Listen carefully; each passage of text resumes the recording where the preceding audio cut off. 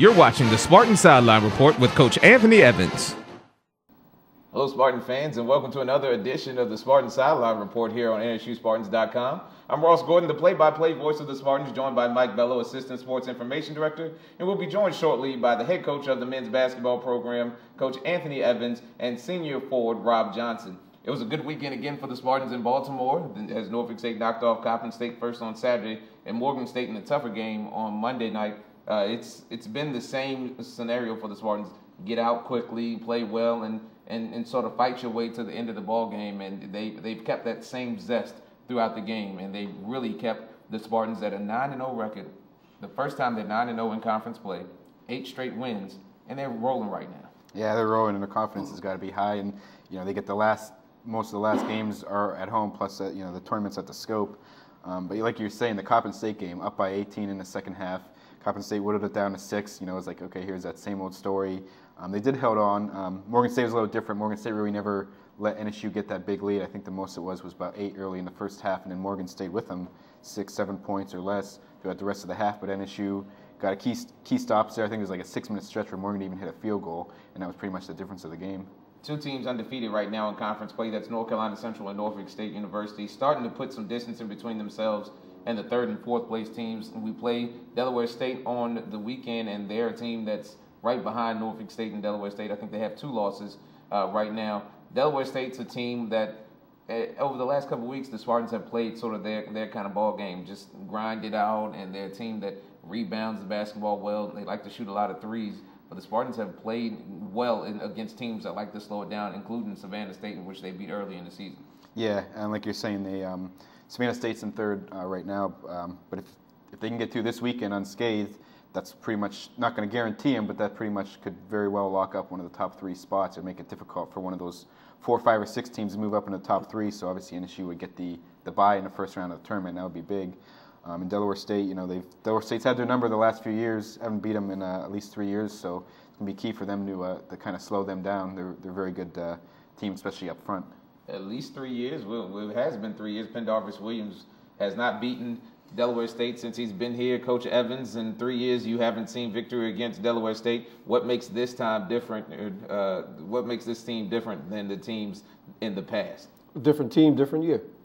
This team has won differently. We've had to come down the stretch. We've played possession games where in the past sometimes, Delaware State with their possession style have got the advantage. I think this team is ready for that type of game. When we played Morgan State, that's what it came down to. We were able to finish out the basketball game by doing the little things in order to win. Delaware State's played well this year, but they've kind of struggled at the point guard position. So when you have a team that's struggling at that key position, what can you do to kind of neutralize their offense? Well, again, try to put some pressure on them, try to keep them out of things that they like to do well. Obviously, they run the flex offense, which doesn't require you to have a great point guard, but still you can be effective. So we're going to have to disrupt, try to take them out of their offense. And again, do the little things, rebound, contest 3-point shots, things of that nature. We'll go back over last weekend, talk a little about that Coppin State ball game and the Morgan State ball game. Coppin State, again, we got out, shot the ball really well, played well within the offense, and defended well as well. Talk a little about that Coppin State ball game. Again, we had our problems through that 10-minute to 4-minute mark of the second half. We really took control of it after the 4-minute mark. Talk a little about that game as a whole. Well, I thought we came out with a lot of energy. The team was ready to play. There wasn't going to be a letdown, and we jumped out on them. We took the lead, as you said. But I think in the second half, some guys came off the bench who hadn't played, and we kind of relaxed. Then they hit some shots. So they started to creep back into the game, and we turned the ball over too much. Toward the end, I think we had 24 turnovers, and that's something that's unacceptable for us. So, once we settled down a little bit, we were able to hit free throws and finish the game. Against Morgan State, you can see you're saying about the 24 turnovers against Coppin. You only had 9, so you really took care of the ball against Morgan State. You got in a little bit of foul trouble there, but several players kind of stepped up, especially Rasheed Gasson towards the end of the game when Brandon Good fouled out. Next player came right in, and he just really had 6 straight points at one point, had a couple of blocks late, so he really kind of helped you guys get that win and hold off the Bears. Well, I mean, that's been the mark of this basketball team. Somebody else has to step up when another one gets in foul trouble or someone gets hurt. We've had guys not being able to play, and someone comes in and has to do well. Rasheed stepped up big for us. I thought Brandon Good played great when he was in there. He was in foul trouble. Robbie did well defensively, and at the end of the game, he knocked down 2 important free throws. You mentioned that, Rob. You didn't score until you knocked down those 2 free throws at the end of the game against Morgan State. As the season goes along, you start to see how this team is constructed. It's one of those things where you guys have each other's back. You know where each other are going to be on the floor. You know what to expect from everybody. But when you don't get that from somebody, somebody always steps up. Talk a little about this team's makeup as the season's gone along, because you've been depended on to score a lot as the season's gone along. But on Monday night, you only scored 2 points, but they were 2 huge free throws. Right. It's just next man up. Like you said, if somebody's struggling, our team is so close, we want to pick each other up. So Rasheed came in and he picked up the slack. Sometimes Chris Brown picks up the slack. Maurice picks up the slack. We have a deep team this year. We had a deep team last year as well, and I think that was more the biggest difference at the beginning. But now I feel like since our bench is stepping up the way they've been stepping up, you know, if somebody does have an off night like I had, you kind of can almost count on somebody stepping up for their teammate now. And you guys keep moving along, you know, 9-0 in the conference. Obviously, the target on your back is going to just get bigger and bigger. How do you guys kind of stay grounded and not worry about, you know, the fact that guys do have that target on your back? Honestly, we take one game at a time. You know, we might look at a weekend as a whole, the Saturday and Monday game, saying we got to go undefeated this weekend, 2-0 this weekend. But we take one game at a time, and we're so hungry for our goal that in every game, we don't worry about our opponent. It's about what we do. We're hungry, so we know if we play harder than the other team, we never want to be outplayed as far as effort, especially for a whole game. So we feel as if we have enough talent that if we play harder than the other team, along with our talent, we'll come out with the win. So we don't really worry about who's chasing us or whatever. We go out and play our game and play hard and try to execute, and we trust the results. Speaking of trusting the results, I think the team now has started to find more trust in Pendarvis Williams scoring the basketball. He has had probably 2 of his best basketball games of the year back-to-back in the last 2 games. What is it like playing with guys with the ability to take over the game at any point? What is it like to see him get to where he is right now?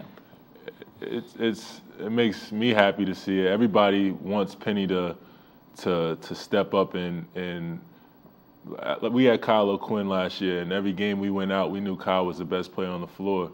But every game this year, we feel like Penny's also the best player on the floor, and we know in order to win deep into the tournament and advance even further than that, even the NCAA tournament looking ahead, we know we have to have a dynamic player, and we feel like, you know, we have a good team, but we need that one player who's going to have the mismatch, and he's a 6'6" guard, so he always has a mismatch, and he's skilled as well. He's good.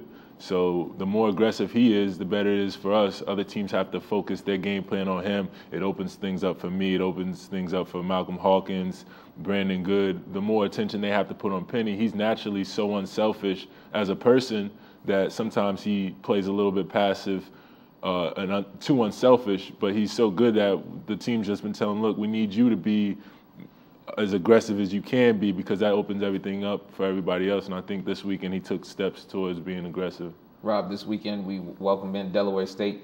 What is the big thing? What is the big thing going to be for us? I know last year we struggled. You struggled a little bit against Delaware State. Talk a little about what is going to be the big key for us to get a victory on Saturday. Putting 2 halves together. I think we need to come out with more energy than them. Get all the loose balls. Defensively strap up, but never let down in that game, because they have a talented team as well. So I think pay attention to detail, have a good week of practice, but we got to come out with more energy than them and then sustain it throughout the whole game. I know it's going to be a good environment at home. They're a good team, but we feel like if we play our game, we don't think anybody in the conference can beat us. Coach Evans, as we get set for this weekend, as we hear from the assistant coach Rob Johnson, he's doing a good job. You might want to watch out. He might be better at this interview thing than. Yeah, he might be. He might be. But you talk a little bit about the game this weekend. Delaware State, a team, likes to take up 33 seconds of the shot clock. Right. They're pretty sound defensively. Have some 3-point shooters. Not very big. We might match up better with them this year than we have over the last couple of years. What do you see from this matchup on Saturday? Well, again, we have to be patient when we have the basketball. You know, we have to go out there and play consistent defense. 33 seconds on the shot clock to come down. We have to make sure that we're playing solid defense, rebounding, and pushing the basketball. We can't just play slow down. We have to get out, get some transition baskets as we did at Morgan State to finish out that game. And Coach, you got UMES on Monday.